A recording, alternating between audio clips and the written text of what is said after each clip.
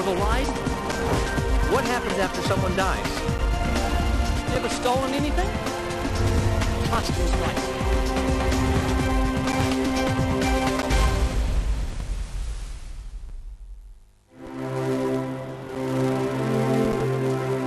The United States of America, God certainly shed his grace on thee. There has never been a nation like it, one founded on biblical principles, built by men and women who honored the God of the Bible. It cannot be emphasized too clearly and too often that this nation was founded not by religionists, but by Christians, not on religion, but on the gospel of Jesus Christ. For this very reason, peoples of other faiths have been afforded asylum, prosperity, and freedom of worship here. The general principles upon which the fathers achieved independence were the general principles of Christianity. I will avow that I believed and now believe that those general principles of Christianity are as eternal and immutable as the existence and attributes of God. It is impossible to rightly govern the world without God and the Bible. This great book is the best gift God has given to man. We have been assured in the sacred writings that except the Lord build the house, they labor in vain that build it. I firmly believe this. I also believe that without his conquering aid, we shall succeed in this political building no better than the builders of Babel. America has been a land flowing with milk and honey. It's been the envy of the world. It's been rich with an abundance of food, wealth, and prosperity. America has, by anyone's definition, been blessed by God. Do you think God has blessed America? Well, we're all still here, so I think he's blessed us so far. Oh, yes. Yes, he has. In what way? Just in freedom. God has blessed America in great ways, just with the founding fathers acknowledging God, and he blesses that. I don't see why not. I think we've got it pretty good. Even compared to a lot of the other countries, especially in the Middle East right now. I've traveled all across different countries, and I've seen a vast difference, and yeah, absolutely. In other countries, we don't have that. Therefore, I think we are blessed. Do you think God has blessed America? I do. History attests to the fact that when America honored God, it was abundantly blessed by God. But let's look at our more recent history. Think back to 9/11, when our enemies killed 3,000 of our people. Where was God's blessing when that happened? Or think of the thousands of killer tornadoes, the hurricanes that at times line up off our shores in such numbers that we've run out of names to give them. The nonstop floods and droughts, and the onslaught of cancer increasing so rapidly. Why are these things happening in America? When I say that God is removing his hand from this country, I think that there are some evidences of that. We have seen them in a number of disastrous things, catastrophic things that have happened, such as Katrina, such as 9/11, such as the continuing war with terrorism in our country.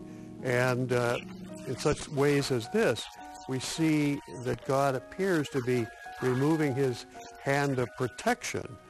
The thought that God could be responsible for the hurricanes, the disease, and the floods is unthinkable to us. And yet that's exactly what God promised he would do to nations that failed to honor and obey him. Did you catch that? In the scriptures, God said that he would cause these things to happen. We have to ask ourselves the question, who is in charge of the weather department anyway? And why is our country plagued with so much disease and suffering? We get a clue about why America is having trouble by looking at the history of Israel. The nation of Israel started out with God's blessing.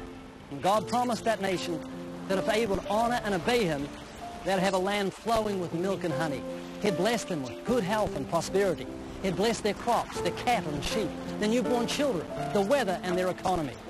He also promised to defeat them. He warned if they disobeyed him, they would lose those blessings. They would instead be plagued with incurable diseases, destructive mold, drought, irrational fear, insanity and blindness. Their crops would be inundated with disease. Their children would not be born healthy. Their marriages would fall apart, and the nation would fall into debt.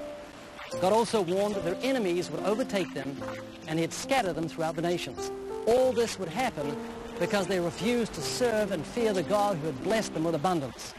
The Bible often speaks of God's dealing with sinful nations, such as Nineveh, Egypt, and many others. Psalm 22 says of God, he is the ruler over the nations. The book of Job says he makes nations great and destroys them. He enlarges nations and he guides them. The Bible is timeless. Therefore, the Bible addresses not only the past but the present.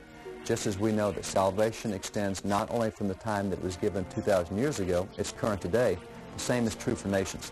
The Bible deals with individuals and nations then, it deals with individuals and nations now. The Bible tells us that whatever nation honors God, God will honor that nation. That's not for then, that's for then and now. The Bible also tells us that righteousness exalts a nation. That's not just for then, that's for then and now. The Bible tells us it blesses that nation whose God is the Lord. That applies today just like it applies every other generation. So the Bible is timeless on principles for nations. Let's look again at that list of plagues that God warned would come upon Israel if they turned their backs on him, and then compare that list to what's happening in the U.S.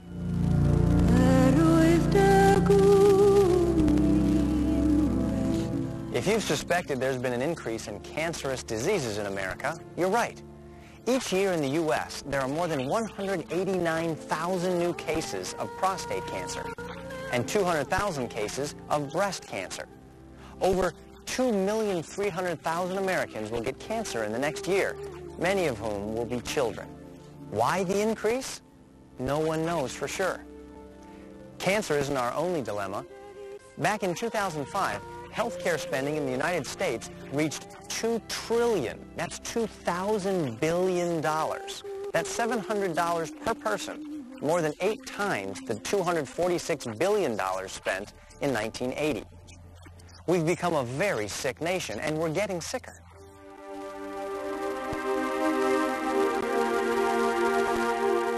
Toxic mold has suddenly become a very serious concern throughout the U.S.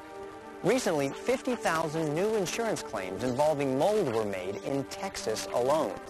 The increase in mold-related diseases is being called an epidemic, a national health crisis.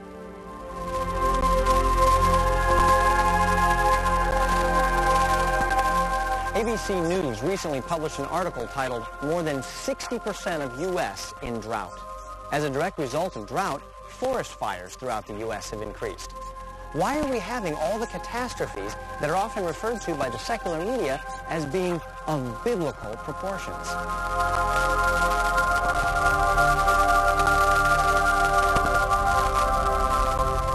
According to the National Mental Health Association, 54 million Americans have mental disorders. Suicide rates are skyrocketing. 4 million Americans have Alzheimer's disease. 10 million are blind or partially blind. 55,000 of those are children.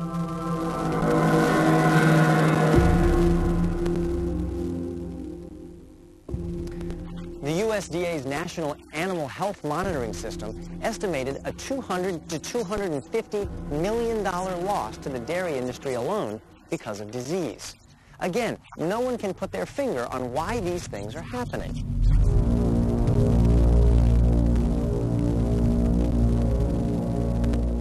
Today in America, 1 in 5 pregnancies end in a miscarriage. That's as many as 800,000 children who die in the womb before they're born.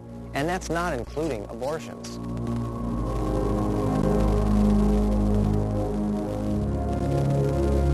In the United States of America, our national debt is currently more than $9 trillion. In case you didn't know, a trillion is 1,000 billion. The National Center for Health Statistics recently released a report which found that 43% of first marriages end in separation or divorce.